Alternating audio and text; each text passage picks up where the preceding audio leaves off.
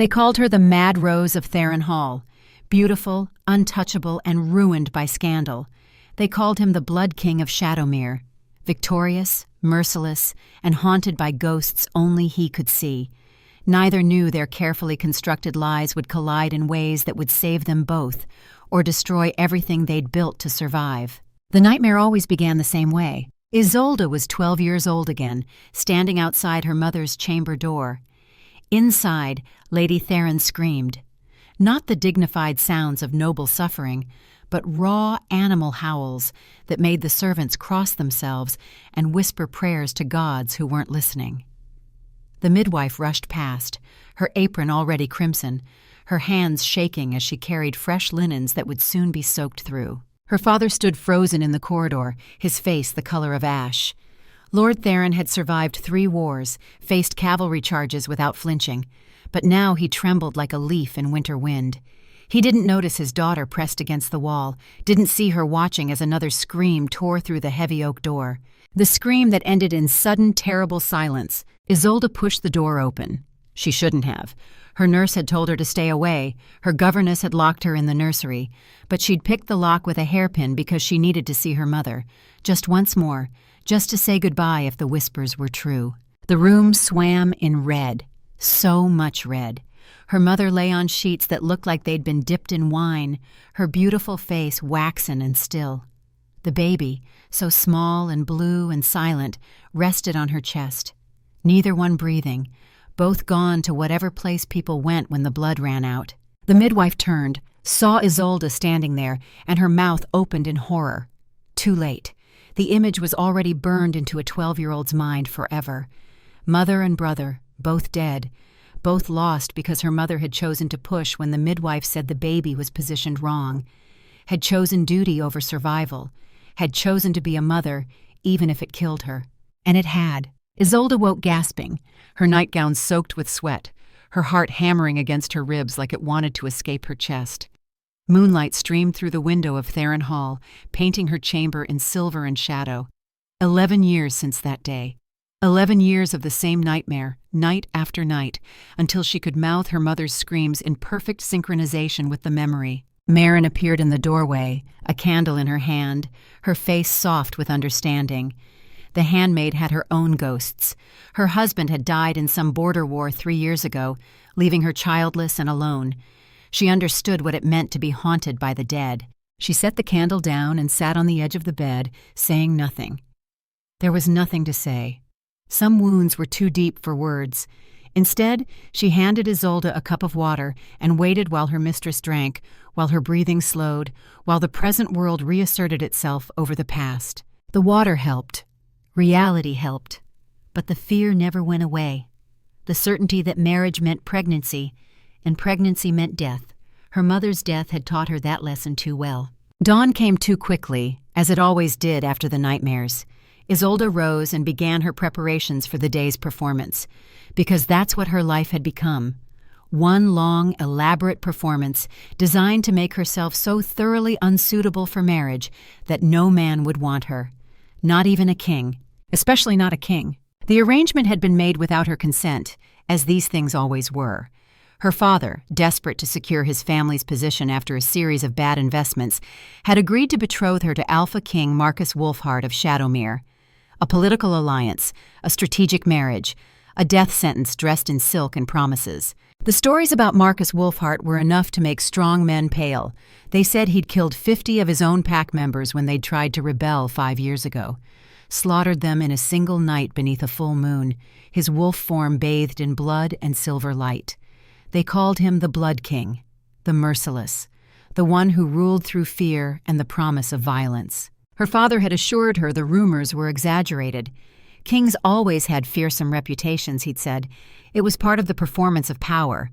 But Isolde had seen the way his hands shook when he spoke, had noticed how he avoided her eyes when he told her the wedding was arranged for 1 month hence. 1 month to figure out how to escape. She'd done it before. 3 previous marriage proposals, 3 carefully orchestrated scandals. The key was making herself appear genuinely damaged, not merely rebellious. Men could forgive spirit. What they feared was corruption that might taint their bloodlines, madness that might pass to their heirs. So Isolde became the Mad Rose, the beautiful disaster, the nobleman's daughter who drank too much, spoke too freely, and was rumored to take lovers from among the servants and stable boys. None of it was true, of course. The wine stains were berry juice. The disheveled appearances were carefully choreographed. The compromising situations were staged with the help of young men she paid handsomely for their discretion. But the court believed it. Society believed it. And 3 suitors had withdrawn their proposals rather than bind themselves to a woman who might embarrass them publicly or bear children of questionable paternity. Today's scandal would be her masterpiece, the wine cellar, the gardener's son, evidence so damning that even a desperate political alliance couldn't survive it. Marin helped her into a dress that had been artfully rumpled to suggest recent intimacy, applied rouge to make her cheeks look flushed, mussed her hair just enough to appear freshly tumbled.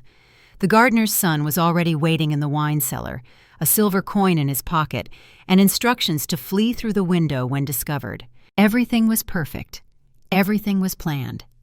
The Alpha King was due to arrive in 3 days, giving the rumors time to spread and poison any possibility of the marriage proceeding. Except the Alpha King didn't follow anyone's schedule but his own. The trumpets sounded at mid-morning, their brass voices cutting through Isolde's final preparations. She froze, one hand still adjusting her artfully disheveled neckline. Through her window came the sound of hoofbeats and shouted commands, the clatter of armor, the organized chaos of a royal retinue arriving in force.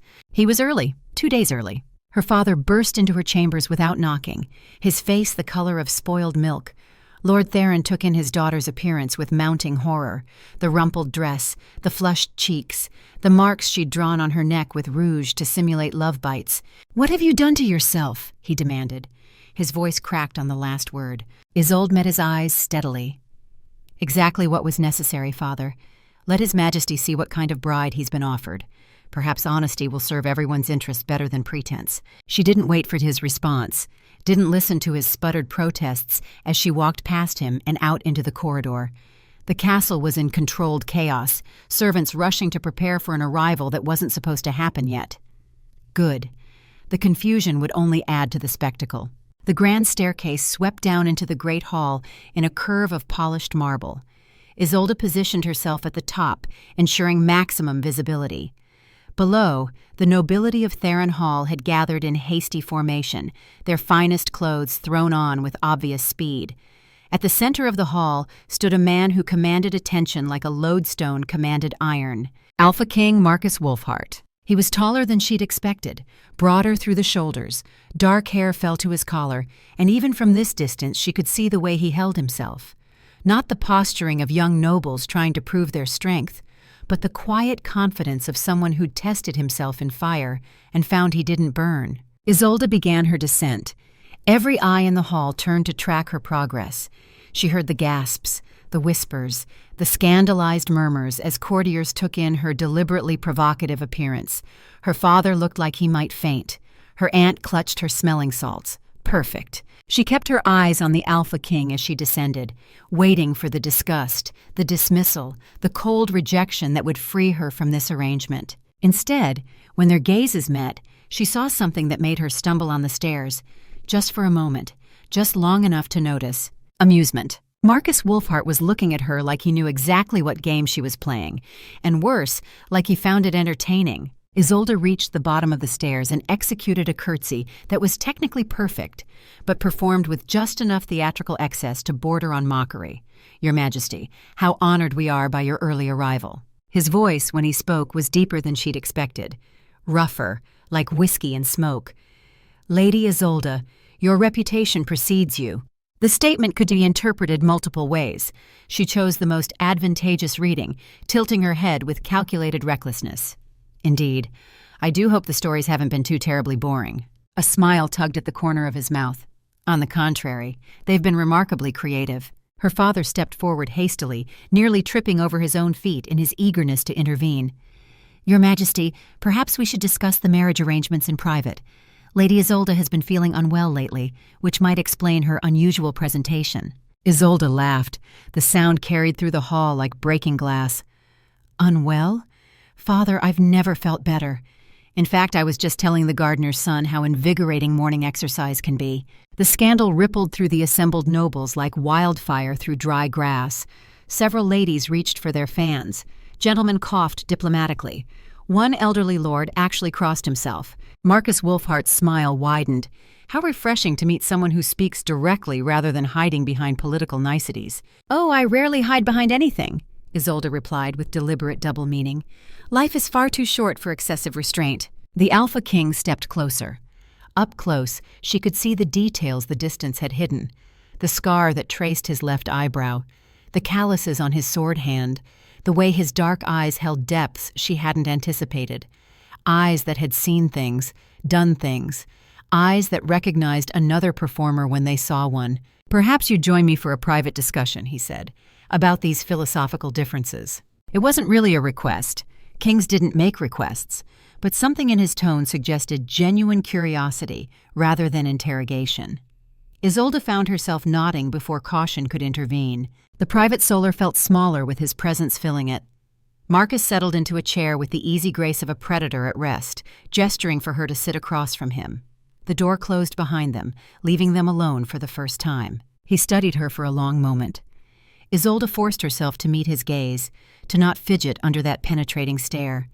She'd faced down 3 previous suitors. She could handle one more. "Your performance was impressive," Marcus said without preamble, "though I suspect the real Lady Isolde is quite different from the woman who just scandalized half the nobility." Ice ran through her veins.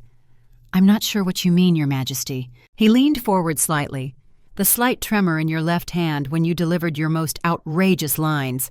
The way your pupils dilated with nervousness despite your confident tone. The fact that your supposed wine stains smell suspiciously like berry juice mixed with dye." His smile was predatory but not unkind. "Shall I continue?" Isolde's carefully constructed facade wavered. "You're quite observant for a king who supposedly conquers through brute force. And you're quite clever for a lady who supposedly conquers through moral flexibility." His tone carried an edge of genuine admiration. "Though I admit curiosity about your motivations. Most women would consider marriage to a king advantageous. Most women haven't heard the stories about your intensity in battle and governance." She maintained her defensive position despite feeling increasingly exposed. "About the 50 men you executed for rebellion." Something flickered across his face. Pain. Quickly hidden, but there long enough for her to see it. "Ah, so you believe those stories indicate what kind of husband I'd make, don't they?" Marcus stood, walking to the window that overlooked the castle gardens. For a long moment, he said nothing. When he finally spoke, his voice was different, quieter, stripped of the performative authority. "The stories about this Blood King are fabrications, carefully constructed lies designed to prevent wars before they start. Fear is easier to manage than actual violence." He turned to face her, and the vulnerability in his expression made her breath catch. "I've never executed a man for pleasure. I've never taken a woman against her will. I've never ruled through terror rather than justice." "Then the stories about the 50 rebels," she began. "Weren't rebels," he interrupted. His hands clenched into fists at his sides. 5 years ago, I led 100 warriors on what should have been a routine patrol. We were ambushed in Blackwood Valley. I lost 47 of them in a single night." His voice cracked. "Some of them died in my arms, calling for mothers who would never see them again, calling for wives, for children, begging me to save them when I couldn't even save myself." The raw honesty in his words hit her like a physical blow. This wasn't the performance of a manipulative king. This was real pain, real guilt, real trauma barely held in check. "I couldn't let people know their king had led his warriors into a massacre through bad tactical choices," Marcus continued. "So I created a different story. Claimed they were rebels I'd been forced to execute. Better to be feared as ruthless than pitied as incompetent." The silence stretched between them, heavy with shared understanding. Isolde found herself seeing him differently. Not a monster, but a man carrying weight that had bent but not broken him. "Why are you telling me this?" she asked softly. "Because I recognize a fellow performer when I see one." He crossed back to his chair, sitting with the careful movements of someone whose burdens were visible only to those who knew how to look. "You're running from something. So am I. Perhaps it's time we both stopped running." The walls she'd built around herself, carefully constructed over 11 years, felt suddenly fragile. This man understood, not just the performance but the reason behind it, the fear that drove the lies. "I can't," she whispered. "I can't be a wife. Wives become mothers, and mothers die screaming while their blood soaks through white sheets and their babies turn blue because they were positioned wrong, but they pushed anyway because duty mattered more than survival." The words tumbled out before she could stop them. The truth she'd never spoken aloud. The nightmare that played behind her eyes every single night without fail. Marcus didn't look away, didn't offer empty comfort or meaningless platitudes. Instead, he asked a question that shattered her completely. "How old were you when you watched her die?" 12. He nodded slowly, like pieces of a puzzle were falling into place. "And you've been running ever since. Creating scandals to avoid marriage because marriage means pregnancy, and pregnancy means reliving the worst moment of your life." "Yes." His hand reached across the small table between them. Didn't grab or demand, just offered. Palm up, waiting. "I understand," he said. "More than you might think." Isolde stared at his hand, calloused from sword work, scarred from battles she couldn't imagine, strong enough to break her without effort but held open in invitation rather than demand. She took it. His fingers closed around hers, warm and solid and real. Through that contact, she felt the tremor he'd been hiding, the same shakiness she'd seen in her father outside her mother's chamber, the same barely controlled fear that lived in her own bones. "You're afraid too," she realized. "Every day," he admitted. "The men I lost haunt me. Every decision I make, I second-guess. Every time I lead warriors into potential danger, I see their faces, hear their voices, feel the weight of the ones I couldn't save." His thumb traced small circles on the back of her hand, an unconscious gesture of comfort that suggested he'd needed this contact as much as she had. "We're both running from coffins we think we deserve." The understanding in his words, the recognition of shared trauma, created a connection Isolde had never expected. For the first time in 11 years, she wasn't alone with her nightmares. Someone else understood what it meant to be haunted by the dead. "I need time," she said, "not to keep running, but to figure out if I'm brave enough to stop." Marcus nodded. 1 month. Let me court you properly. No performances, no scandals, no lies. Just two people trying to figure out if what we could build together is worth the risk of getting hurt. And if I decide I can't, then I'll personally spread rumors that you're completely unsuitable for marriage. His smile returned, smaller but genuine. "I'll tell everyone you're impossible to live with, that you snore, that you have terrible taste in literature, whatever it takes to preserve your freedom." Despite everything, Isolde found herself laughing. The sound surprised her. Real laughter, not the calculated performance she'd perfected. "You do that?" "I'd do a great many things for someone brave enough to show me who they really are beneath their armor." His expression grew serious again. "I've spent 5 years hiding behind a reputation built on dead men's names. You've spent 11 years hiding behind scandals built on fear. Maybe it's time we both tried something different." "Like what?" "Like honesty. Like trust. Like giving each other permission to be broken and still worth loving." The word loving hung between them, too big and too soon and too terrifying, but also something else, something that felt like possibility, like hope. Dangerous flavors for someone who'd spent years avoiding both. A commotion outside the solar interrupted the moment. Raised voices, the sound of guards moving into position. Marcus stood smoothly, his hand going to the sword he wore even in peaceful castles.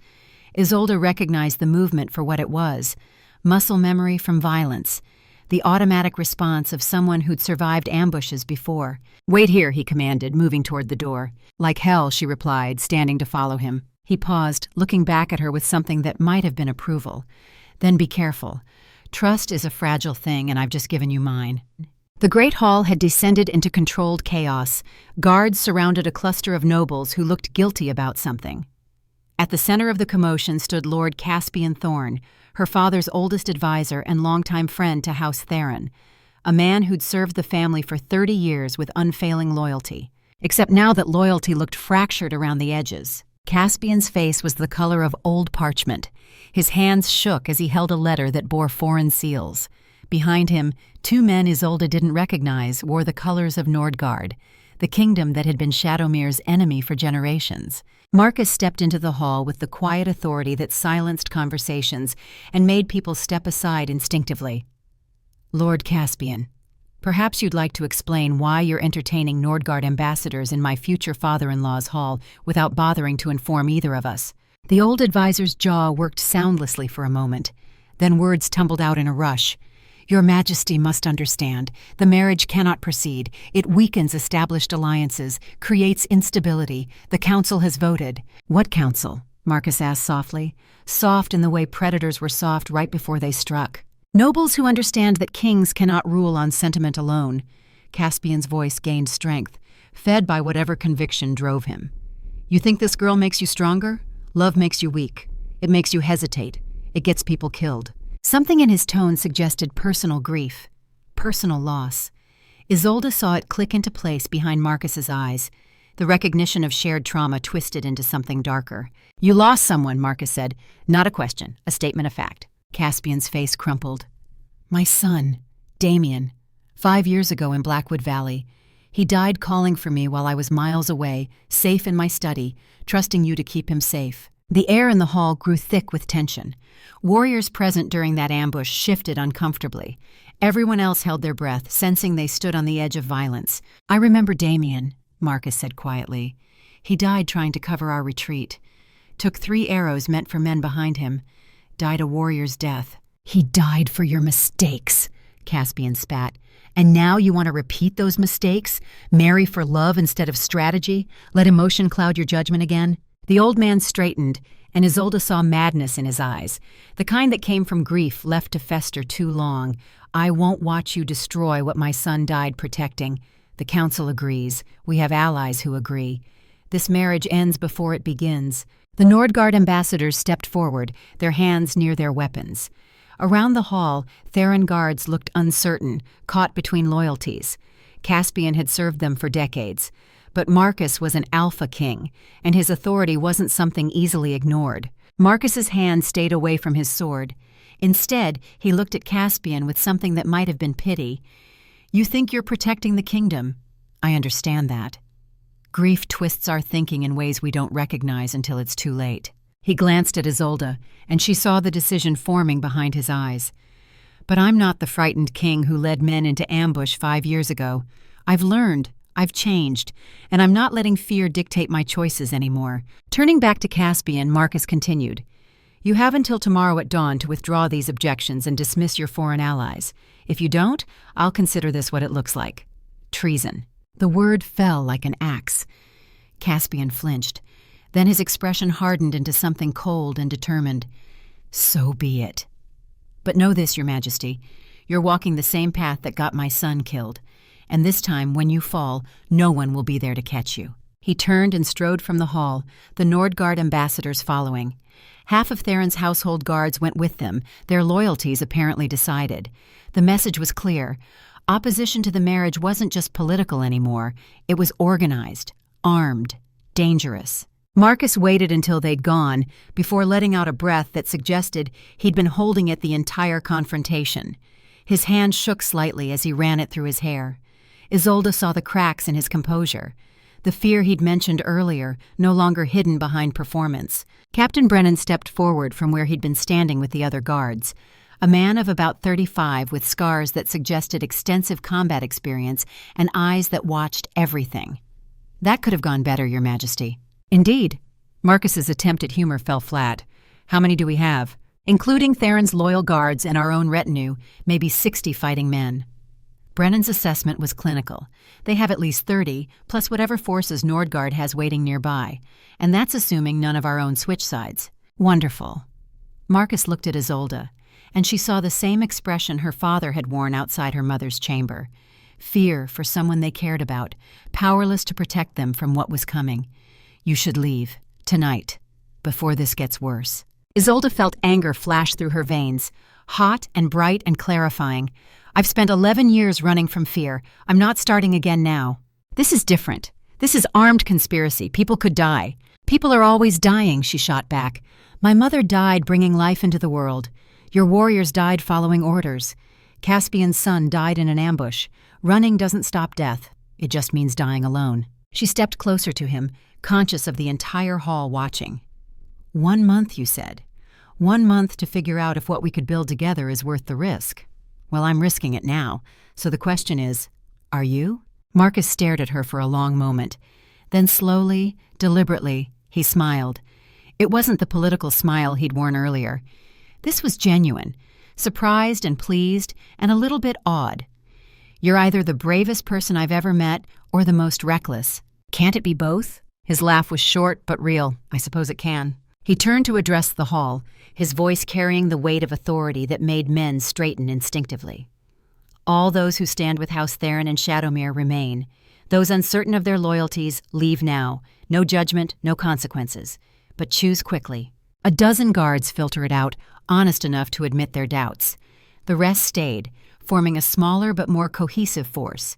Brennan began organizing them into watch rotations, his military efficiency reassuring in its competence. Marcus pulled Isolde aside, his hand gentle on her elbow.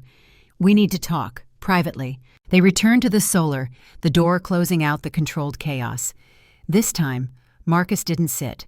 He paced like a caged wolf, energy barely contained beneath civilized veneer. If we continue this, he said without preamble, the conspiracy will escalate. Caspian isn't bluffing. He has allies, resources, conviction. And I've just backed him into a corner where his only options are surrender or violence. I know. People will die, Isolde. Maybe people we care about. Maybe us. I know that too. He stopped pacing, facing her directly. Then why? Why risk it for a marriage you didn't even want a few hours ago? Isolde considered lying, considered deflecting. But he'd given her honesty when it cost him something. She owed him the same. Because for the first time in 11 years, someone looked at my fear and didn't try to fix it. Didn't tell me I was being irrational or that time would heal it. You just understood. She moved closer, close enough to see the gold flecks in his dark eyes. And because you're right. We're both running from coffins we think we deserve. Maybe it's time we tried something different. Like what? Like choosing to be terrified together instead of alone. Marcus reached out slowly, giving her time to retreat if she wanted. When she didn't, his hand cupped her cheek with surprising gentleness for someone with so many scars. You're extraordinary. You know that? I'm broken, she corrected. So am I. His thumb traced her cheekbone. Maybe that's why we fit. When he kissed her, it was tentative. A question rather than a demand. Isolde answered it, rising on her toes to meet him halfway. The kiss tasted like possibility and danger and choices that couldn't be unmade. They broke apart, breathless. Marcus rested his forehead against hers, his eyes closed. 1 month, he murmured, to figure out if we're brave enough to choose each other despite everything trying to tear us apart. 1 month, Isolde agreed. What neither of them knew was that they didn't have a month.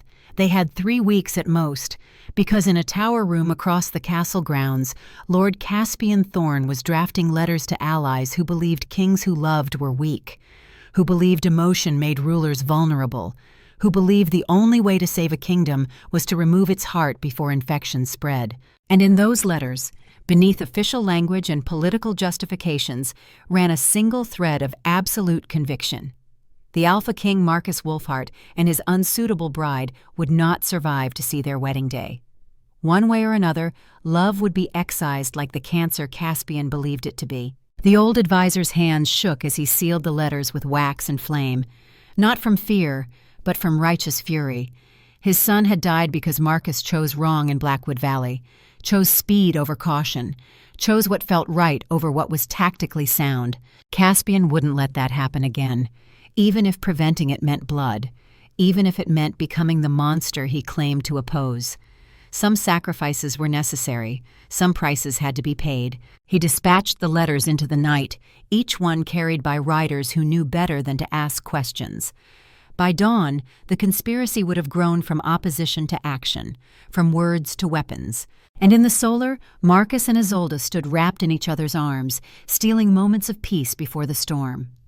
Neither spoke of the danger.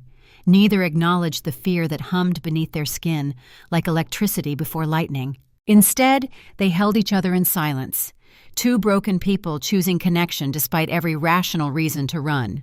Choosing hope despite evidence that hope got you killed, choosing love despite the cost. Outside, the moon rose full and silver over Theron Hall. Wolves howled in distant forests, their voices carrying warnings only those who knew how to listen could understand. Change was coming. Violence was coming. and when it arrived, it would test everything Marcus and Isolde believed about strength, about love, about whether two wounded souls could stand together when the world demanded they fall apart. But that was for tomorrow. Tonight, they had each other. Tonight, they chose to believe that might be enough. Even though both of them knew, deep in the places where nightmares lived, that it probably wouldn't be. The week that followed their first kiss moved like a dream wrapped in razor wire, beautiful and dangerous in equal measure. Marcus courted Isolde with the careful attention of a man who understood that broken things required gentle handling. They walked the gardens at dawn when the world was quiet and the nightmares of the previous night still clung to their shoulders like fog. They spoke of small things and large ones, learning the geography of each other's wounds. But beneath the surface romance, currents of violence gathered strength. Lord Caspian's conspiracy grew roots in darkness, spreading through the castle like poison through water. Servants reported unusual meetings.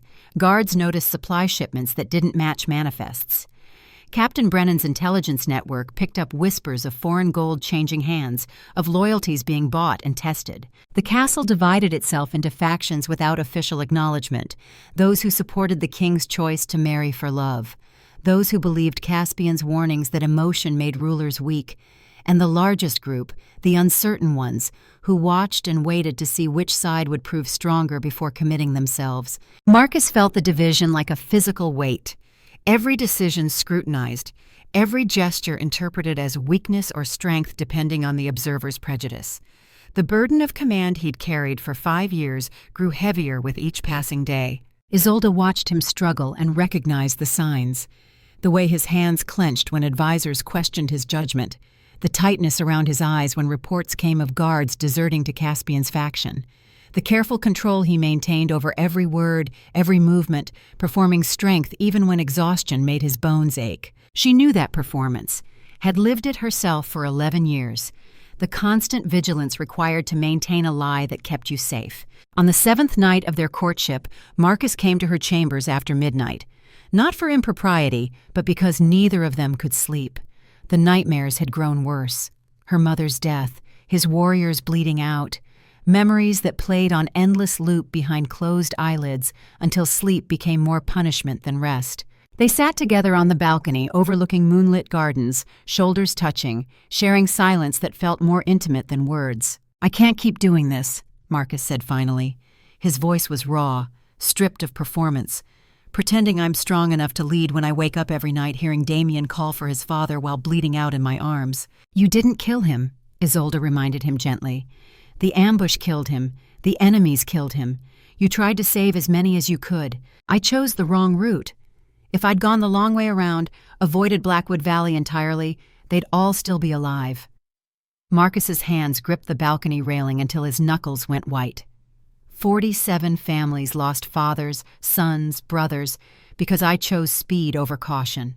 Because I was young and arrogant and thought I knew better than the old maps that marked the valley as dangerous. "And I watched my mother bleed to death because she chose duty over survival," Isolde countered.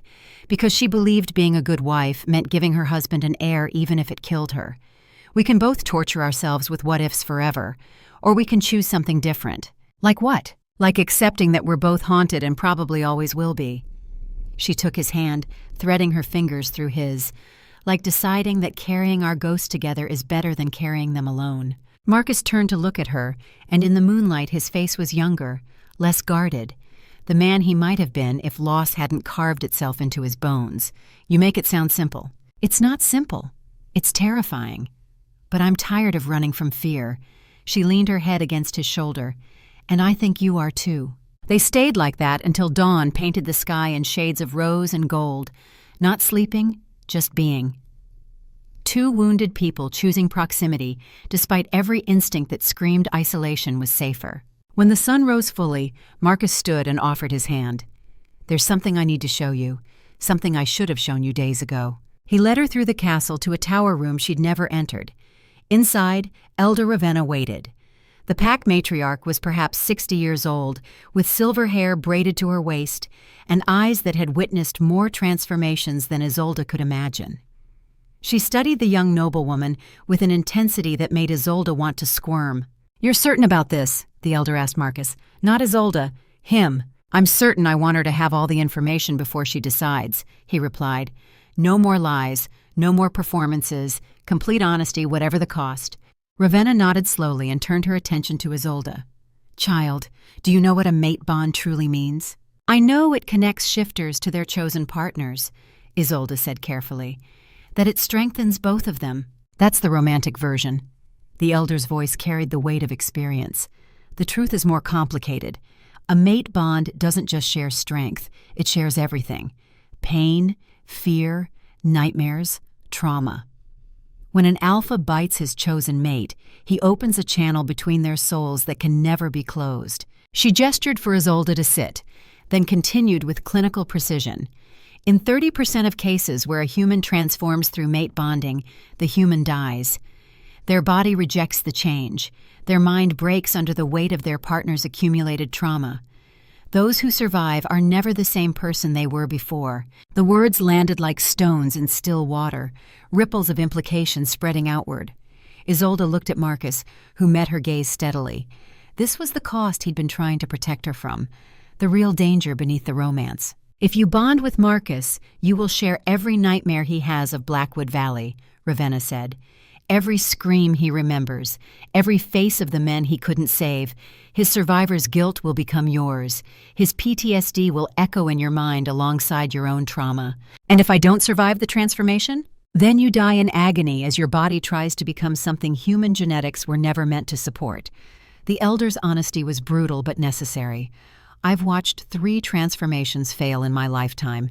It's not a gentle death." Isolde sat with this information, feeling the weight of it settle around her shoulders. Marcus stood frozen, barely breathing, waiting for her verdict.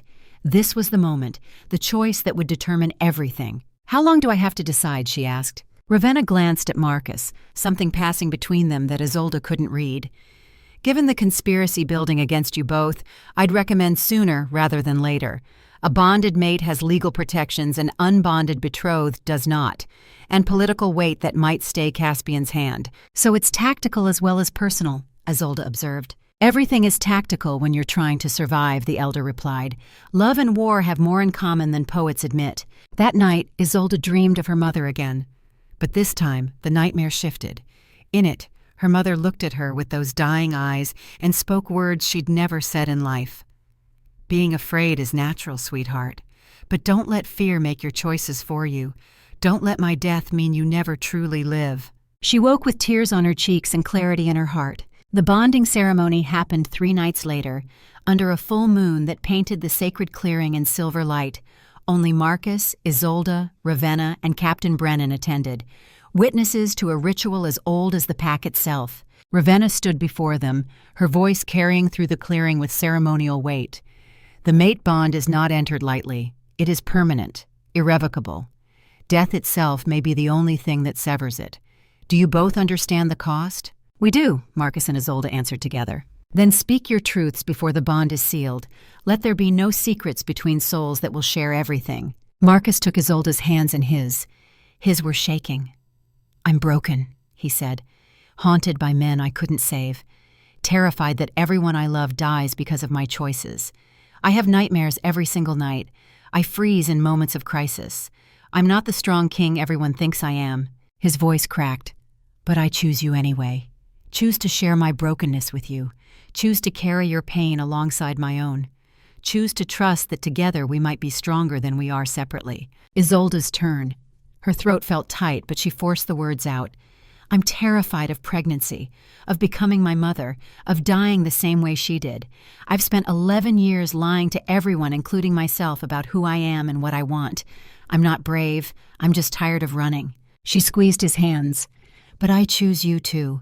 Choose to share your nightmares. Choose to become something I was never meant to be. Choose to trust that love might be worth dying for." Ravenna nodded, satisfied. "Then let it be done." Marcus knelt, and Isolde tilted her head, exposing the curve of her neck where it met her shoulder. For a moment he hesitated. She felt it in the trembling of his hands on her waist. "It's okay," she whispered. "I'm choosing this. I'm choosing you." When his teeth sank into her flesh, the pain was immediate and absolute. Not just the physical sensation of being bitten, but something deeper. something that felt like her soul was being torn open and rewoven with threads that didn't belong to her.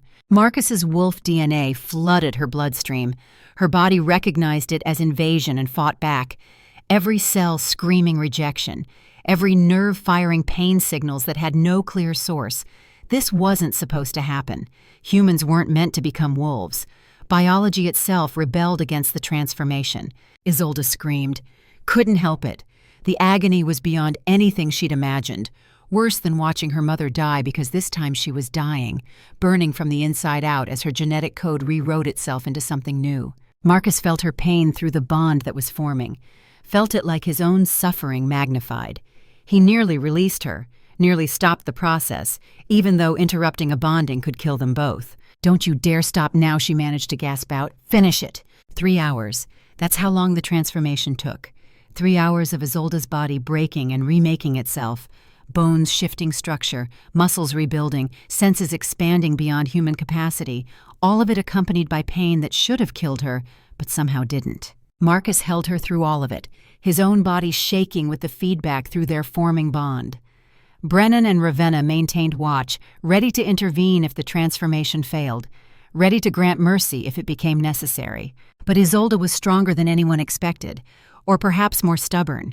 She clung to consciousness through sheer force of will, refusing to let the pain claim her, refusing to die here, now, when she'd finally chosen to live. When it ended, she collapsed in Marcus's arms, breathing, changed, alive. Her first awareness was enhanced senses.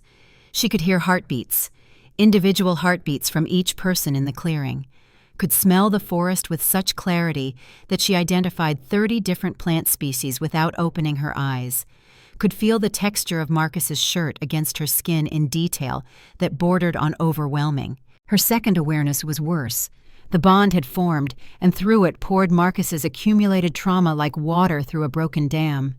She saw Blackwood Valley through his eyes, heard the screams of dying warriors, felt his hands slick with blood as he tried to hold pressure on wounds that wouldn't stop bleeding, watched young Damien mouth words that had no sound because his lungs were punctured. Isolde screamed again. Not from physical pain this time, but from the weight of memories that weren't hers, but now lived in her mind as if they were. Marcus caught her as she convulsed. "I'm sorry," he whispered. "I'm so sorry. I forgot to warn you." The memories come all at once at first. "Make it stop," she begged. "Please make it stop." "I can't. This is the cost. This is what we chose." Through the bond, he felt her nightmare surface, felt himself reliving her mother's death through Isolde's 12-year-old eyes. The blood, the screaming, the terrible silence that followed. His own scream joined hers as they weathered each other's worst moments together. Ravenna watched with sad eyes. She'd seen this before. The moment when bonded mates realized what they'd truly committed to. Some couples didn't survive it, broke under the weight of shared trauma, and spent the rest of their shortened lives trying to escape something that couldn't be escaped. But some, the rare ones, found strength in the sharing, found that carrying impossible weight became possible when distributed between two backs instead of one. Marcus and Isolde clung to each other as the psychic storm raged, both crying, both breaking, both somehow still holding on. When the worst passed, they lay tangled together in the grass, exhausted beyond words. The bond had settled into something less overwhelming. Still present, still connecting them, but no longer the roaring flood of unfiltered consciousness. Isolde's first partial shift happened without warning. Claws extended from her fingernails, canine teeth lengthened. Her eyes flashed gold in the moonlight. She stared at her transformed hands in wonder and terror. "You're beautiful," Marcus whispered. And she knew through the bond that he meant it, that he saw her transformation not as monstrous but as magnificent. Ravenna helped them both stand. "The bond is sealed. You are mated now and forever. May you find strength in each other when the world tries to tear you apart." "Because it will try," Brennan added quietly. "Caspian won't ignore this. Bonded mates have legal protections, but only if you both survive long enough to invoke them." The warning proved prophetic sooner than any of them anticipated. That very night, while Marcus and Isolde slept fitfully in his chambers, the conspiracy made its first overt move. Rumors exploded through the castle like wildfire through dry timber, poisonous whispers designed to undermine everything the couple had just committed to. The servants spoke of hearing screams from the king's chambers every night. Not passion, but terror. They said the mate bond was destroying both of them, that Isolde was driving Marcus mad, that he was becoming more wolf than man, losing his humanity to base instinct. The nobles heard that the king neglected his duties for his human obsession, that important decisions went unmade while he dallied with a woman of questionable virtue, that the kingdom suffered because its ruler had forgotten duty in favor of desire. The pack members worried that their alpha was weakened by bonding with a human, that Isolde's presence corrupted the sacred pack hierarchy, that allowing a transformed human to hold the position of Luna set dangerous precedent, all of it orchestrated, all of it calculated. Caspian's conspiracy didn't just want to separate the lovers. It wanted to destroy their credibility so completely that when they died, no one would mourn. No one would ask uncomfortable questions. No one would seek justice for a king too weak to rule and his unsuitable mate. Isolde discovered the extent of the rumor campaign 3 days after the bonding. Her network of servants, those who'd helped her stage scandals in the past, brought her pieces of the puzzle. Mary from the kitchens reported conversations overheard at noble dinners. Thomas from the stables described riders coming and going at odd hours. Elena the seamstress found Wolf's bane hidden in Lord Varen's chambers, the poison that could kill shifters even through their enhanced healing. She brought this intelligence to Marcus, spreading the evidence across his desk like pieces of a map that showed enemy territory. They're not just opposing the marriage anymore, they're planning murder. Marcus studied the information with the tactical mind that had once made him a successful military commander before Blackwood Valley broke his confidence. Caspian is moving faster than I expected. The bonding must have forced his hand. Or he was always planning this timeline and we played into it, Isolde suggested. Think about it. The rumors are too coordinated. The poison acquisition too bold. This isn't reaction.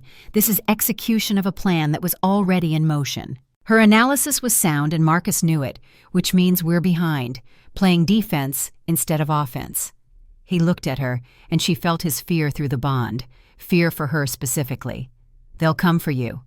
Killing an unbonded betrothed would have been political scandal, but killing a bonded mate is direct attack on an alpha. It justifies retaliation. So I'm bait, she realized. You're the target they think is softer than me. His jaw clenched. They're wrong, but that won't stop them from trying. Then we use it. Isolde's mind raced, assembling strategy from the military histories she'd read. We know they're coming. They don't know we know. That's an advantage. You want to set a trap, Marcus said slowly, using yourself as bait, using us both. We give them what they expect, a relationship falling apart under the strain of the bond. Let them think they've won. Then when they move, we're ready. The strategy was sound. It was also incredibly dangerous, and it meant deliberately inflicting pain on each other through the bond they'd just sealed. Marcus's every instinct rebelled against the idea of hurting Isolde in any way. But she was right. Reactive defense wouldn't save them. They needed to seize initiative. The false breakup began the next morning. Marcus arranged for a public argument over breakfast. Nothing violent, just cold distance. Carefully chosen words that suggested the mate bond was straining instead of strengthening them. You don't understand the pressures of ruling, he said, loud enough for servants to overhear. Perhaps your father was right. Perhaps a human can't truly comprehend what it means to lead a pack. Isolde played her part perfectly. And perhaps you don't understand that partnership means consultation, not command. I'm not some conquest to be claimed and then ignored. They maintained icy distance for the rest of the day. Separate meals, separate chambers, public appearances marked by stiff formality instead of the warmth they'd been showing. And through the bond, they felt each other's agony. That was the cost they hadn't anticipated. The mate bond didn't distinguish between real emotion and performed emotion. When Isolde spoke coldly to Marcus, he felt the rejection like a physical wound, even though he knew it was strategy. When he turned away from her in public, she experienced the abandonment as genuine, despite understanding it was necessary theater. By the second day, both were suffering. The bond pulled them together like magnets fighting separation. Being apart caused physical discomfort, a constant low-grade ache that worsened with distance. At night, neither could sleep. The bond craved proximity, and denying it felt like denying breath. Marin found Isolde crying in her chambers on the third night. Not performed tears, but genuine breakdown. "My lady, what's happening?" "We're pretending to fall apart so the conspiracy will show itself," Isolde managed between sobs. But the bond doesn't understand pretending. It just knows we're hurting each other and it's screaming at us to stop. Then stop, Marin urged. This is killing you both. Everyone can see it. That's the point. Isolde wiped her eyes, forcing composure. They need to believe we're vulnerable, that we're so damaged by the bond that we're not paying attention to threats. But you are damaged, her handmaid said gently. This isn't just performance anymore. Isolde didn't argue because Marin was right. The line between strategic suffering and genuine harm had blurred beyond recognition. Across the castle, Brennan was having similar conversation with Marcus. Your Majesty, you need to end this charade. You haven't eaten in 2 days. You're not sleeping. The bond is tearing you apart from the inside. 2 more days, Marcus said. His voice was hollow. Brennan's intelligence suggested Caspian was planning something significant. A gathering of conspirators at the old temple ruins outside castle grounds. If they could catch them all at once, expose the full scope of the treason, they might end this before more blood was spilled. But Brennan saw what the strategy was costing, saw his king breaking under self-inflicted torture. And worst of all, he saw it might work. The conspirators were growing bolder, more careless, convinced their enemies were too distracted by personal drama to notice the trap closing around them. The gathering was set for the 5th night. Caspian had sent word through channels Brennan's spies monitored. All major conspirators would attend. Foreign allies from Nordgard, traitorous nobles, mercenaries hired with foreign gold. Everyone in one place, confirming their guilt through simple presence. Marcus's forces would surround the ruins, catch them in the act of planning murder, force confessions that would justify trials and executions under established law. It should have worked perfectly. What they didn't know was that Caspian had planned for surveillance, had planted false information about the gathering's purpose. The real conspiracy was deeper, darker, and far more personal than anyone suspected. The temple ruins dated back centuries, stones weathered by time and overgrown with moss. They sat in a clearing 3 miles from the castle, accessible only by forest paths that made approach difficult and escape easy. Defensive ground that Caspian had chosen deliberately. Marcus's forces moved into position 2 hours before sunset, concealing themselves in the dense forest surrounding the clearing. 60 warriors, the most loyal and skilled of his remaining forces, all of them veterans who'd survived Blackwood Valley or similar horrors. Men who understood that combat was ugly, personal, and rarely went according to plan. Marcus and Isolde accompanied them despite Brennan's protests. The bond made separation impossible at this point. Trying to leave Isolde safe at the castle while Marcus went into danger had caused both of them such severe physical pain that Ravenna ordered them to stay together or risk permanent damage to the bond. So Isolde wore armor borrowed from a smaller guard, her new shifter strength allowing her to move in it with surprising ease. She carried a sword she barely knew how to use and relied on instincts that were part human determination and part wolf ferocity. As twilight descended, the conspirators began arriving. Isolde counted them through the trees. 20 armed men, more than Brennan's intelligence had suggested, all of them carrying weapons that gleamed with silver coating, the metal that could kill shifters permanently. Then the nobles arrived. Lord Veyron, Lord Ashford, others whose faces she recognized from court functions, men who'd smiled to her face while plotting her death behind closed doors. And finally, Lord Caspian Thorne. The old advisor looked haggard. Grief had carved deep lines around his eyes and mouth, but his movements were steady, his voice clear as he called the gathering to order. Through the bond, Isolde felt Marcus's shock. This wasn't the secret conspiracy meeting they'd expected. This was something else, something worse.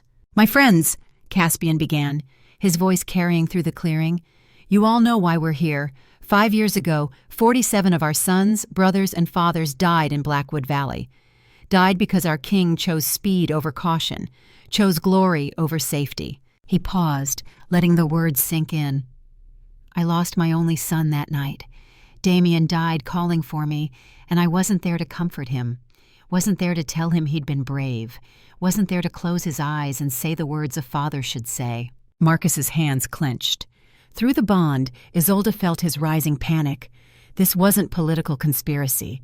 This was grief turned to madness. Pain transformed into rage. Caspian continued. "And now our king forgets those deaths, forgets the sacrifices our families made.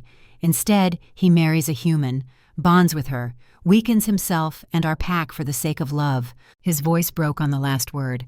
Love. As if it was the filthiest curse imaginable. Love is what makes men hesitate. What makes them choose wrong. What gets warriors killed. One of the Nordgard ambassadors stepped forward. You promised us action, Lord Caspian, not another speech about dead sons. You'll have your action. Caspian's eyes were wild now, fevered. Tonight, we end the cycle. Tonight, we remove the weakness from our leadership. Tonight, we kill the king and his human whore. The casual mention of murder made several of the gathered nobles shift uncomfortably. This was one thing to whisper about in dark corners, another entirely to speak aloud with witnesses. That was the signal. Marcus stood from concealment, his voice ringing through the clearing with alpha authority. Funny, I thought treason was supposed to be subtle. The effect was instantaneous. Warriors emerged from the trees surrounding the clearing. Conspirators reached for weapons. Horses spooked and bolted. Chaos erupted in the space of 3 heartbeats. But Caspian didn't look surprised. Instead, he smiled. A broken, terrible expression that held no joy. You came. Good. I was worried you'd be too much of a coward. His hand moved in signal, and from the ruins themselves emerged more fighters. 30 additional mercenaries who'd been hiding in the old temple structure. The trap wasn't for the conspirators. It was for Marcus. Caspian had anticipated the surveillance, had fed false information through channels he knew were compromised, had orchestrated everything to draw Marcus out of the castle defenses and into ground where numerical advantage meant nothing. Now the clearing was surrounded by enemies on all sides. Marcus's 60 against 90 armed killers, silver weapons against claws and courage, tactics against rage, and somewhere in the back of Marcus's mind, memory stirred. He'd been in this position before. Outnumbered, surrounded, making impossible choices between bad options and worse ones. Blackwood Valley all over again. Caspian saw the recognition in his king's eyes, and his smile widened. There it is, that moment when you realize you've led your warriors into a massacre. How does it feel, Your Majesty, knowing you're about to fail them again? Marcus froze, completely and utterly froze. The same paralysis that had gripped him during the original ambush. The same terror that whispered he couldn't lead, couldn't choose, couldn't save anyone. But this time he wasn't alone. Isolde felt his panic through the bond, felt the way trauma locked his mind in endless loop of past failure, felt him drowning in memories 5 years old. She stepped forward, her voice cutting through the chaos. All units, defensive circle formation. Archers to high ground, shift on my mark, not before. The warriors hesitated, looking to Marcus for orders, but their king stood paralyzed, lost in ghosts only he could see. Brennan made the call. You heard your Luna. Move. The title shocked Isolde almost as much as it shocked everyone else. But it worked. Warriors responded to command authority regardless of who wielded it. They formed defensive positions with practiced efficiency, buying precious seconds. Through it all, Caspian watched Marcus with satisfaction so complete it bordered on bliss. See? He called to the assembled conspirators. This is your king, a man who breaks when faced with his own failures, a man who lets others do his thinking because he can't trust his own judgment. He drew his sword, silver edge gleaming in twilight. I'll tell you a secret, Your Majesty, a secret I've carried for 5 years. Would you like to know who sold information to the enemy about your route through Blackwood Valley? Who arranged the ambush that killed 47 of our finest warriors? No, Marcus whispered. The word was barely audible. It was me. Caspian's face twisted with grief and rage. I arranged it all, sold our route, positioned enemy forces, set the trap you walked into. But something went wrong, didn't it, Isolde realized. Her tactical mind assembled the pieces even as battle raged around them. Damien wasn't supposed to be there. Caspian's composure cracked. My son wasn't supposed to be on that patrol. He'd been assigned to castle duty. But he switched with a friend last minute, wanted to prove himself, wanted to ride with his king. His voice broke completely. I killed my own son trying to kill you, watched him die for nothing, and every day since, I've seen his face, heard him calling for me, asking why I wasn't there. Tears streamed down the old man's face, mixing with rain that had begun to fall. So yes, Your Majesty, I'm taking everything from you, your kingdom, your life, your mate, because that's what you took from me, everything. The confession hung in the air like smoke. Then Caspian charged, and hell erupted in the clearing. Silver blades met claw and fang. Human mercenaries fought against shifters who were stronger individually, but outnumbered and surprised. The air filled with screams and the copper smell of blood. Marcus's paralysis broke when he saw a mercenary's blade swinging toward Isolde. Training overrode trauma. Love overrode fear. He shifted fully for the first time since Blackwood Valley, becoming the massive black wolf that had earned him the name Blood King. His jaws closed on the mercenary's sword arm, crushing bone. He threw the man aside and positioned himself between Isolde and the next wave of attackers. But there were too many. Even enhanced shifter abilities couldn't overcome 3-to-1 odds with silver weapons. Warriors began falling, men Marcus knew by name, men who'd trusted him to lead them to victory instead of slaughter. History repeating itself in blood and silver. Isolde fought like something possessed. Her partial shift gave her claws and speed, but she lacked the experience to use them effectively. She relied on human tactics learned from books, trying to outthink opponents who were simply trying to overpower her. It almost worked. Then Lord Varen's blade caught her across the ribs, and the world exploded in pain. Not just her pain. Marcus felt it through the bond like his own flesh had been cut. Felt the silver poison burning her blood. Felt her strength draining as shifter healing failed against metal that was specifically designed to kill their kind. His wolf went berserk. All thought, all strategy, all restraint vanished beneath primal rage. Anything that came between him and his dying mate was torn apart with savage efficiency. He reached Isolde as she collapsed, her blood soaking into ground that had already drunk too much from too many. The wound wasn't immediately fatal, but the silver poison was spreading. Without treatment, she had minutes. "Bite me," she gasped. "Complete the mate bond fully. It's the only way." "We already bonded," Marcus said desperately, his human mind struggling to surface through wolf fury. "Not completely. Ravenna said full bond requires blood exchange both ways. You bit me. Now I bite you. Share the poison. Dilute it between us. It could kill us both. Then we die together." She grabbed his arm with failing strength, pulled it to her mouth. "Do it now or lose me forever." Marcus shifted back to human form, offering his wrist. Isolde's new fangs sank into his flesh with the last of her strength. The second bonding hit them both like lightning. Silver poison flooded into Marcus through the connection. His body, stronger and more experienced with shifter biology, began processing what Isolde's couldn't handle alone. But it was agony, liquid fire in his veins, death slow and intimate. Through the bond, they shared it. Shared the burning, shared the terror, shared the certainty that they'd chosen each other even unto death. And slowly, impossibly, the poison began to lose potency, distributed between two bodies instead of destroying one. Their combined healing factors finding purchase where individual efforts had failed. Around them, the battle raged. Brennan and the loyal warriors fought with desperate courage, but numbers were telling. They were being pushed back, surrounded, destroyed piece by piece. Then from the forest came howls. Not the mercenaries, not Caspian's forces. These were pack howls, dozens of them. The pack elders had been watching, waiting to see if their alpha was worth saving. They'd witnessed the battle. Seen Marcus break and Isolde lead.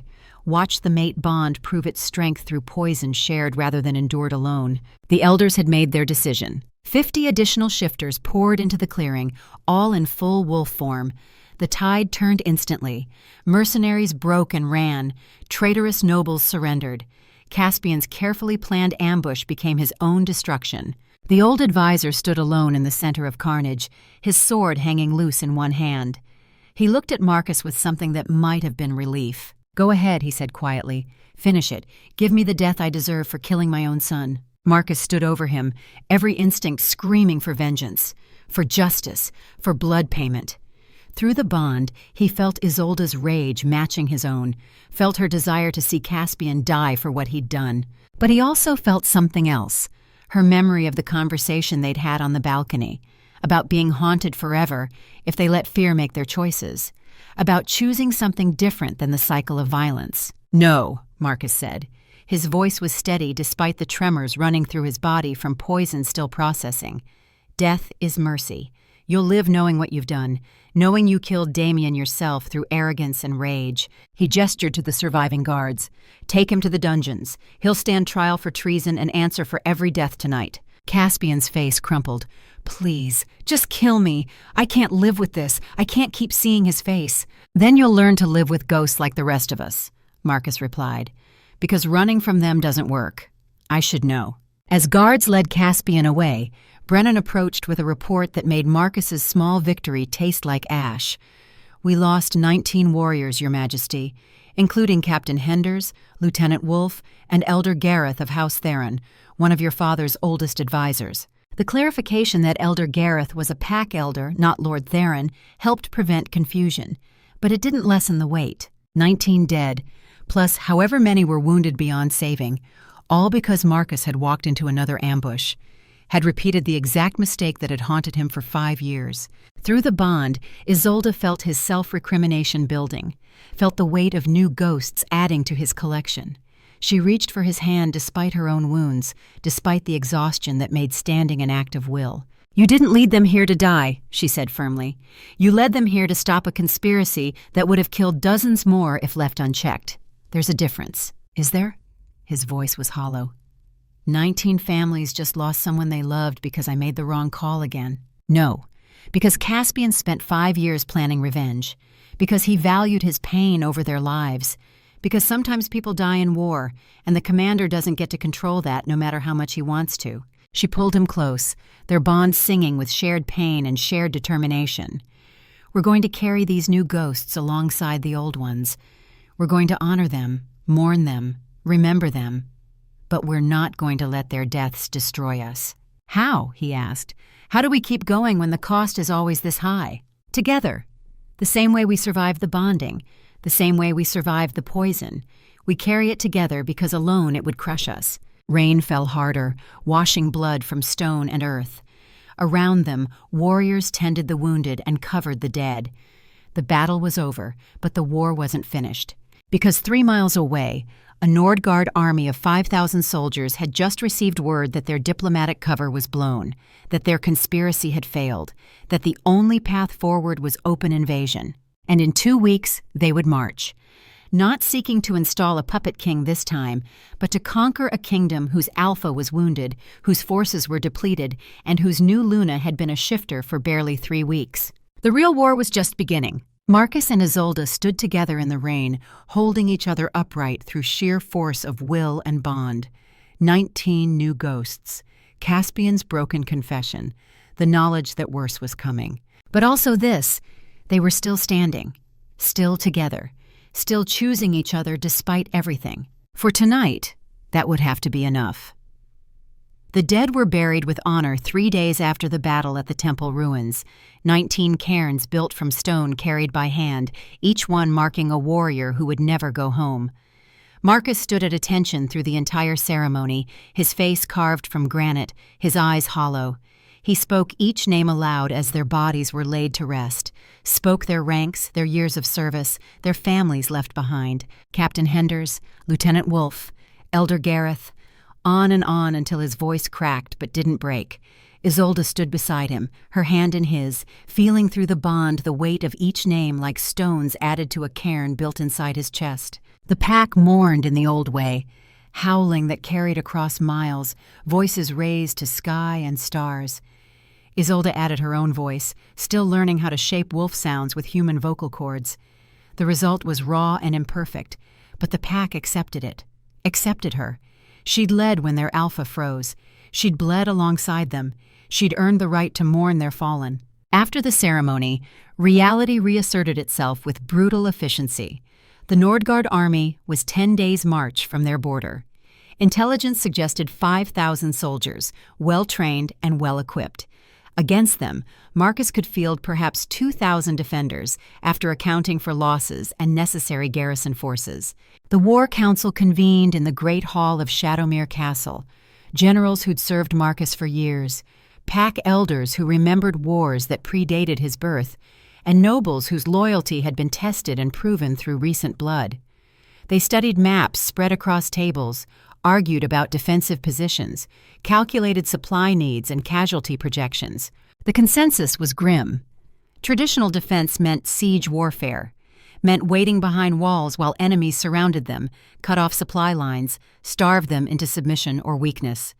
It could work if relief forces arrived from allied kingdoms, but diplomatic entreaties took time they didn't have. "This is suicide," General Harrison stated flatly, his finger tracing the enemy's probable route. "They outnumber us better than 2-1, have superior equipment. Their commanders are veterans of the Nordgard campaigns. We can't match them in open battle." "Then we don't fight open battle," Isolde said quietly. All eyes turned to her. She felt the weight of their skepticism. A woman barely 23 years old, a shifter for less than a month, suggesting strategy to men who'd commanded warriors before she was born. But she also felt Marcus's steady support through the bond, his confidence in her mind even when he doubted his own judgment. So she stood and approached the map, her fingers tracing terrain she'd studied in books for years. They expect medieval warfare, castle sieges, set-piece battles, honor combat. We give them something different.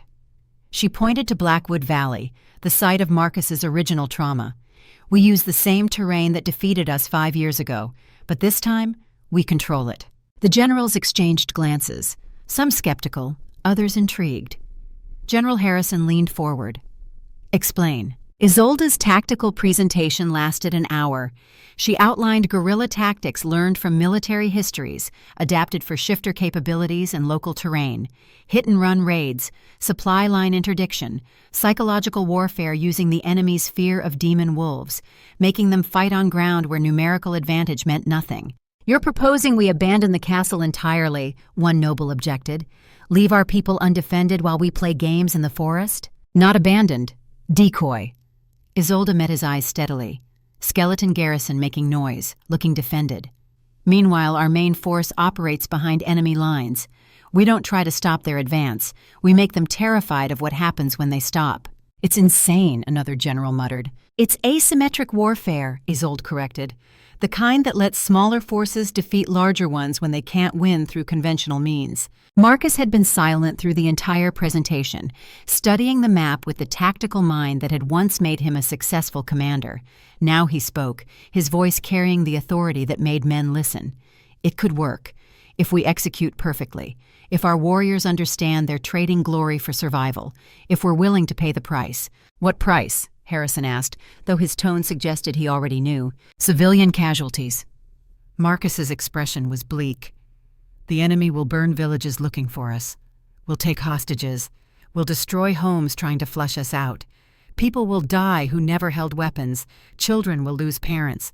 And we have to let it happen or risk exposing our positions." The silence that followed was heavy with moral weight. This wasn't clean warfare, wasn't honorable combat between armies on open ground. This was dirty, intimate violence that made everyone complicit in suffering. "I've read accounts from the guerrilla campaigns in the southern territories," Isolde said quietly. "The histories don't glorify it. They're honest about the cost, but they also note that sometimes the only way to protect your people is to accept you can't protect all of them." "How many?" Harrison asked. "How many civilians do we sacrifice?" "We evacuate who we can." Isolde's voice was steady, despite the horror of what she was suggesting. "Give them warning to flee to Allied territories. But some will refuse to leave homes. Some won't have time. Some will be used as bait to draw us out." She looked at Marcus, seeing her own revulsion reflected in his face. "And we let them be bait.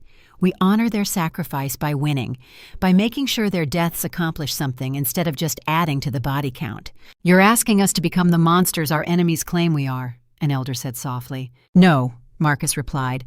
"I'm asking us to make impossible choices so our children don't have to carry guilt so future generations can live free, to be haunted so they can sleep peacefully." He stood, addressing the council with the bearing of a king who'd counted costs and decided to pay them anyway. "This strategy is our best chance, maybe our only chance.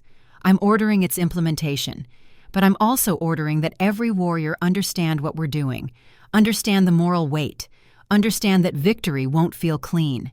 The council voted, not unanimously, but with enough majority to proceed. Plans were made, supply caches established, evacuation orders sent to border villages, warriors briefed on tactics that felt more like assassination than honorable combat. Through it all, Isolde felt Marcus's steady deterioration through the bond. Each civilian evacuation order weighed on him. Each report of families fleeing their homes added to his burden. He was choosing to wound his kingdom to save it, and the paradox was eating him alive. On the eve of the Nordgard army's arrival, Isolde found him alone in the castle chapel, not praying, just sitting in silence that felt like mourning for deaths not yet committed. She sat beside him, their shoulders touching. For a long moment, neither spoke. Finally, Marcus said, "I'm about to order tactics that will get people killed. Innocent people. And the worst part is, it's the right call. The strategic choice that gives us the best chance. Leadership is service, not glory." Isolde echoed words he'd said to her weeks ago during their first real conversation. Sometimes service means carrying guilt so others don't have to. How do you live with it? The making impossible choices that haunt you forever? You don't live with it alone. She took his hand, threading their fingers together. You share it with someone who loves you enough to help carry the weight. Through the bond, she felt his gratitude and his grief in equal measure, felt him drawing strength from her presence, even as shame whispered he didn't deserve comfort when he was about to cause such suffering. But that was the paradox of command, of love during wartime. You carried guilt for necessary evil while accepting support from those who refused to let you carry it alone. The Nordgard army arrived like a storm made of steel and flesh. 5,000 soldiers in organized columns, their banners bright against gray sky. They marched with the confidence of overwhelming force, expecting either quick surrender or glorious battle. Instead, they found ghost towns and empty roads. The first night, cavalry scouts disappeared, just vanished between heartbeats, their horses returning riderless with saddles marked in blood. No bodies recovered. No signs of struggle beyond the crimson evidence that something had taken them. The second night, supply wagons burned, fires that appeared without warning, consuming food and ammunition before guards could respond. Sentries reported seeing wolves the size of bears, eyes glowing gold in darkness. Some swore the wolves walked upright, spoke with human voices, laughed as they melted back into forest shadows. Psychological warfare at its finest. Commander Eric Nordson, a veteran of 20 years' campaigns, recognized guerrilla tactics when he saw them. He'd used similar methods himself in the border wars, but recognition didn't make them less effective. His soldiers were already showing strain, jumping at shadows, seeing threats in every tree line. "Double the watch," he ordered. "Keep fires burning all night. Anyone who sees wolves engages immediately with silver ammunition." But silver was expensive, and ammunition was finite. Every volley fired at shadows was a volley wasted. The enemy knew this, planned for it, exploited it ruthlessly. By the fourth day, Nordson's army had advanced barely 30 miles while losing almost 200 soldiers to ambushes, traps, and disappearances. The math was unsustainable. At this rate, they'd be combat ineffective before reaching Shadowmere Castle. He called a halt to reassess strategy, ordering his forces to establish fortified camp and wait for supply reinforcements from Nordgard. It was the tactically sound decision. It was also exactly what Marcus wanted. The supply convoy from Nordgard was ambushed 50 miles from the main army. 200 wagons carrying food, medicine, ammunition, and pay for the soldiers, protected by 500 guards who should have been more than adequate. Should have been. Marcus led the assault personally, his massive black wolf form terrifying even to warriors who'd fought shifters before. He'd recovered his tactical confidence through necessity, learning to make decisions while carrying fear instead of waiting for fear to subside. The bond with Isolde helped. When doubt paralyzed him, he could feel her certainty through their connection, could borrow her faith in him until he found his own again. The battle was brutal and one-sided. Shifters in darkness against humans in open ground. Superior speed and strength against numerical advantage rendered meaningless by terrain and timing. The supply convoy was destroyed in less than an hour, with minimal casualties among Marcus's forces. But as he stood among the burning wagons and dead guards, Marcus felt sick. These weren't soldiers who'd chosen invasion. They were men following orders, doing their jobs, dying for commanders who'd made strategic miscalculations. Through the bond, Isolde felt his revulsion, his desire to stop, to find another way, to not be the monster this war was making him. She felt the same way, because she was there, had fought, had killed. Her claws were stained with blood from men who'd had families, dreams, futures cut short by her tactical decisions. That night they held each other and shared nightmares through the bond, saw the faces of the dead, heard their final words, felt the weight of lives ended, added new ghosts to collections already too heavy to carry. But they carried them anyway, because the alternative was surrender, and surrender meant worse deaths for more people. The war ground on through days that blurred together in exhaustion and violence. Day 7 brought the first major civilian casualties, a village that had refused evacuation, believing stone walls would protect them better than fleeing into unknown territory. Nordson's frustrated soldiers burned it looking for rebel hideouts. 32 people died, including children who'd hidden in a root cellar that became their crematorium. Marcus received the report and nearly broke. Isolde felt it through the bond, the way guilt threatened to drown him, felt him teetering on the edge of calling off the entire strategy, surrendering to save innocent lives. She found him on the battlefield 2 hours later, staring at nothing, said nothing, just stood beside him while he shook with silent tears. Finally, he spoke. Their names were Meredith and Thomas Ashbrook. The children, ages 6 and 9. They died because I ordered their parents to evacuate and the parents refused, and I knew this might happen and I ordered it anyway. You gave them the choice to leave, Isolde said gently. They chose to stay. That's on them, not you. They were children. They didn't choose anything. No, they didn't. And their deaths are now part of the price we're paying. She took his hands, made him look at her. We honor them by winning, by making sure no more children die in burning cellars because foreign armies invaded seeking conquest. How many more, he asked. How many more before it's too much? I don't know, but we'll carry every single one, together. It was cold comfort, but it was all they had. Day 9 brought the confrontation Isolde had been simultaneously dreading and anticipating. Beta Garrett, the pack's second strongest warrior, challenged her right to lead as Luna, not during battle, but in formal challenge witnessed by the pack. You're human, he said, standing in the center of the gathered warriors. Been a shifter for less than a month. Led us into a war that's killing us piece by piece. I challenge your fitness to rule as alpha female. It was within his rights. Pack law allowed challenges when leadership was questioned, and Garrett had legitimate grievances. He'd lost 2 sons in the Temple Ruins battle, had watched his mate die of grief 3 days later, blamed Marcus and Isolde for tactics that he saw as cowardice instead of strategy. The challenge had to be answered, immediately, in combat. Isolde faced him across 20 feet of cleared ground, knowing she couldn't win through strength. Garrett was twice her size, had been a shifter for 40 years, could fully transform while she still struggled with partial shifts. Every physical advantage was his, but she had advantages he didn't. A tactical mind honed through years of study, speed enhanced by being newly transformed, and Marcus's combat experience bleeding through the mate bond, his muscle memory becoming partially hers. The fight was brief and vicious. Garrett charged, expecting to overwhelm her with brute force.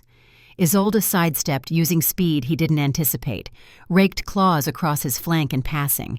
Not deep wounds, just scoring points. He turned faster than she expected, his backhand catching her across the chest and sending her flying. She hit hard, tasting blood, feeling ribs crack. The bond transmitted her pain to Marcus, who watched from the circle's edge with forced neutrality. Interfering would invalidate the challenge and shame them both.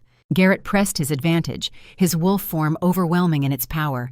But Isolde had read accounts of David versus Goliath, of small forces defeating larger through intelligence and adaptation. She fought dirty, used human tactics wolves didn't expect, went for eyes and joints instead of trying to match strength. When she finally got her claws around his throat, both of them were bleeding from a dozen wounds. She could kill him. Pack law allowed it, allowed her to eliminate a challenge to her authority permanently. Instead, she leaned close and whispered, "Your sons died heroes. Your mate died of grief you couldn't prevent. None of that is weakness. Yield now and help me honor them by winning this war." Garrett stared at her with eyes that held equal parts rage and pain. Then slowly, he bared his throat in submission. "I yield to Luna Isolde. My claws are hers to command." The pack howled acceptance. Isolde had proven herself not through superior strength, but through superior tactical thinking and mercy toward a grieving father. It was exactly the kind of leadership they needed, exactly the kind of Luna they could follow. Marcus felt pride through the bond so fierce it nearly brought him to his knees. She was magnificent, brilliant, everything he'd needed and hadn't known he was looking for. Day 10 brought the final battle, though none of them knew it at the time. Commander Nordson's army, cut off from supplies and bleeding from 1,000 small wounds, made a desperate push toward Shadowmere Castle. They bypassed harassment forces, ignored ambushes, accepting casualties as necessary cost to reach their objective.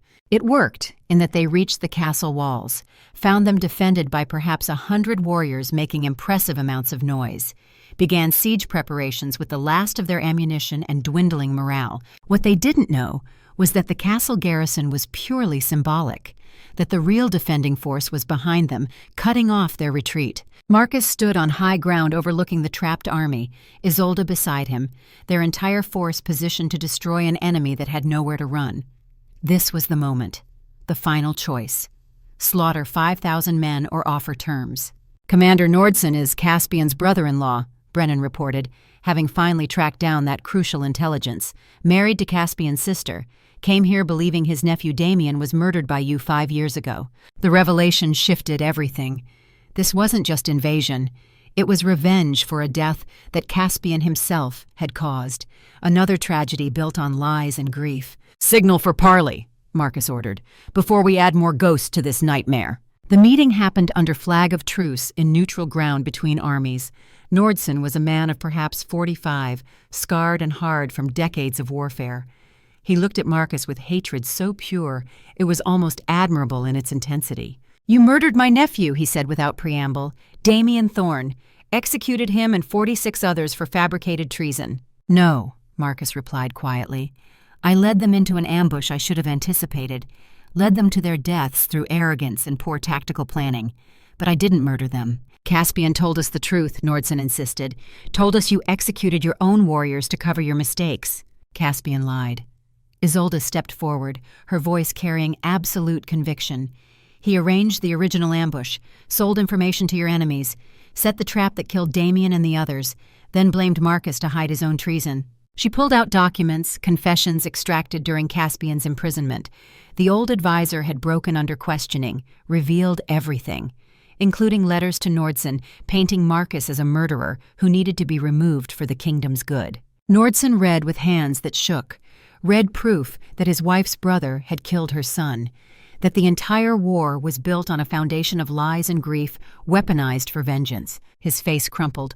All those men, all those families, for what? For a lie? For grief that went mad, Marcus said gently. "I understand that grief. Carried it for 5 years. Let it poison my judgment and nearly destroy everything I loved." He gestured to the surrounding terrain. "You have 4,000 soldiers left, trapped, no supplies, no reinforcements. I can slaughter them all and be justified under any law of war. Or we can end this now. Permanent withdrawal, 10-year non-aggression treaty, safe passage to your border." "Why?" Nordson asked. "Why offer mercy to invaders who've burned your villages and killed your people?" "Because I'm tired of adding ghosts to my collection." Marcus's voice was rough with exhaustion and accumulated trauma. "Because your soldiers are following orders from commanders who were lied to. Because if I kill them all, I become the monster everyone feared I was." Through the bond, Isolde felt his desperate need for this to be over, felt him teetering on the edge of breaking completely if he had to order one more death. "Your terms are accepted," Nordson said finally. "We withdraw. But know this, King Marcus. You've shown me that love can make kingdoms stronger, not weaker. I came here believing emotion was weakness. I was wrong." The treaty was signed in blood and ink. The Nordgard army began its long march home, leaving behind dead who would be buried with honor regardless of which side they'd fought for. Marcus watched them go and felt nothing, not victory, not relief, just emptiness where emotions should have been. Too many deaths, too many choices that would haunt him forever. Too much weight for one man to carry even with a mate bond sharing the burden. The counting came later. 340 pack warriors dead, more than 200 civilians killed in crossfire or deliberate targeting, Allied soldiers, enemy soldiers, innocent people caught in violence they'd never asked for, all of them added to the cairn of ghosts Marcus carried. Isolde felt his slow breakdown through the bond, felt him retreating into himself the way trauma survivors did when the immediate danger passed and their minds finally had space to process what they'd endured. She found him 3 days after the treaty signing, sitting alone in the burned remains of the village where Meredith and Thomas Ashbrook had died. He was arranging stones, building something. A cairn, she realized, for the children. He didn't look up when she approached, just kept placing stones with mechanical precision. Their names were Meredith and Thomas, he said, ages 6 and 9. They liked honey cakes and chasing butterflies. Their mother told me before the evacuation order, told me they were good children who deserved long lives. He placed another stone. I ordered the tactics that got them killed, ordered their village abandoned, which made it a target, ordered their parents to evacuate knowing some wouldn't, ordered all of it knowing the cost and deciding it was acceptable. It was the only way, Isolde said softly. That doesn't make it right. Marcus's voice cracked. That doesn't bring them back. Doesn't undo the screaming when the fire reached their hiding place. Doesn't erase the fact that I chose strategy over their lives. You chose the kingdom over 2 lives, chose saving thousands by sacrificing dozens. That's what leadership means. Then maybe I'm not fit to lead. He finally looked at her, and his eyes were dead, empty in a way that terrified her. Maybe Caspian was right. Maybe love does make you weak. Maybe I should abdicate and let someone stronger make the impossible choices. Through the bond, Isolde felt his genuine desire to give up, to walk away from crown and duty and all the weight that came with them. It would be so easy to agree. To run away together, leave leadership to others, escape the ghosts that haunted them both.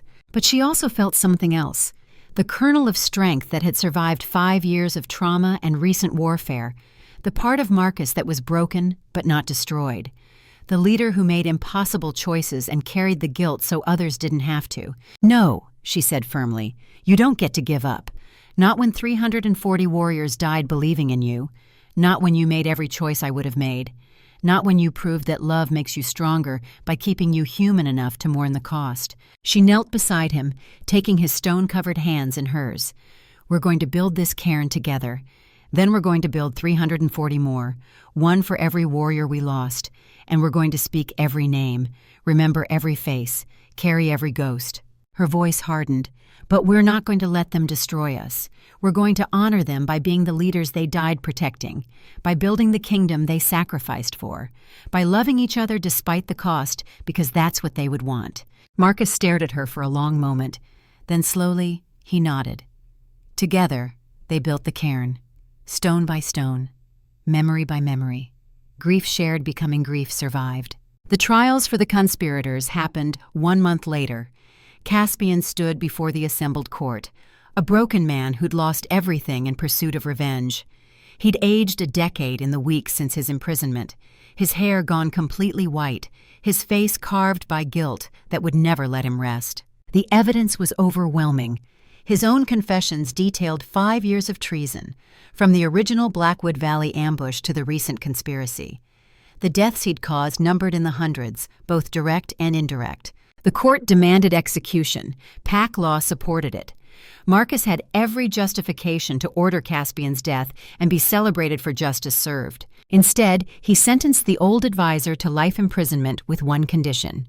You'll spend your remaining years remembering what you've done, remembering that you killed your own son, that everything you tried to prevent happened anyway because you let grief make you into a monster. Marcus's voice was quiet, but carried through the hall with absolute authority.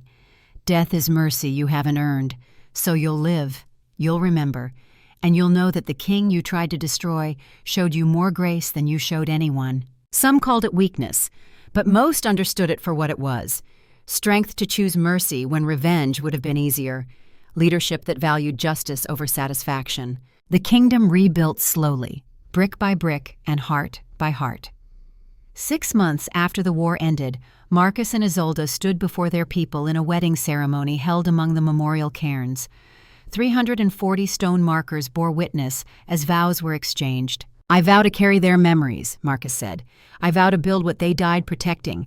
I vow to never forget the cost. Isolde echoed his words. I vow to stand beside you when the ghosts get too heavy. I vow to share the burden when leadership breaks your heart. I vow to love you despite and because of our brokenness. The witnesses wept openly.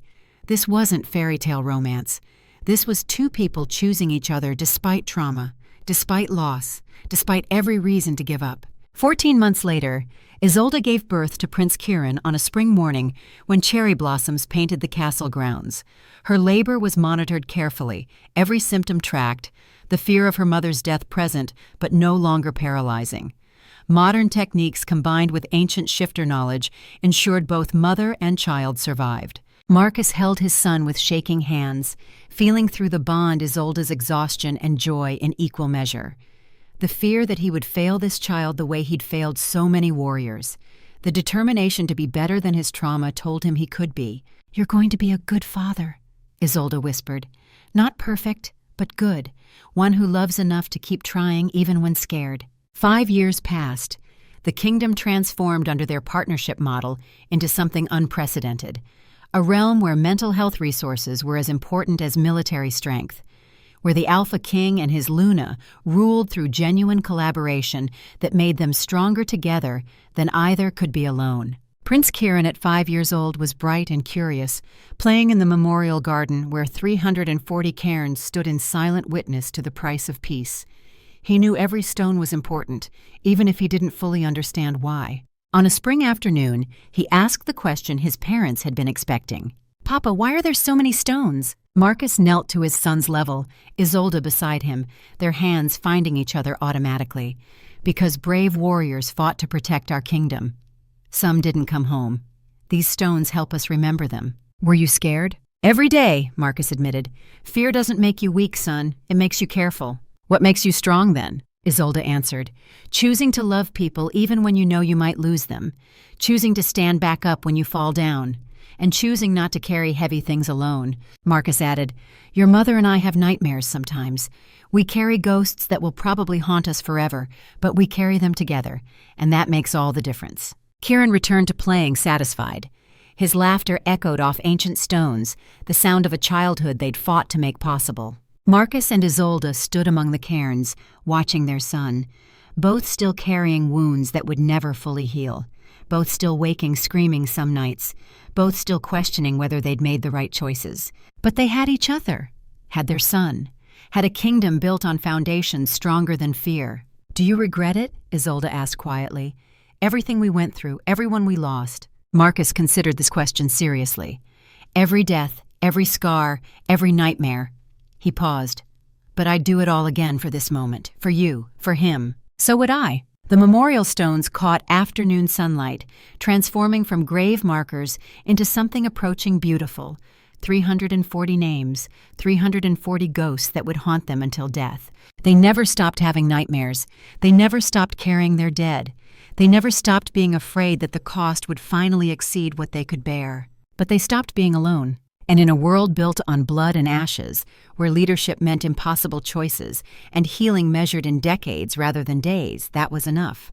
That was everything. The sun set over Shadowmere, painting sky in amber and gold. Behind them, cairns stood witness. Ahead, uncertain future stretched toward horizon. They would face it together. Broken but standing, haunted but loving, scared but choosing courage anyway. Because that was what it meant to survive. Not the absence of trauma, but the choice to keep living despite it. Not perfection or easy healing, but two people holding each other up when the weight got too heavy. And sometimes, that was the only victory worth fighting for.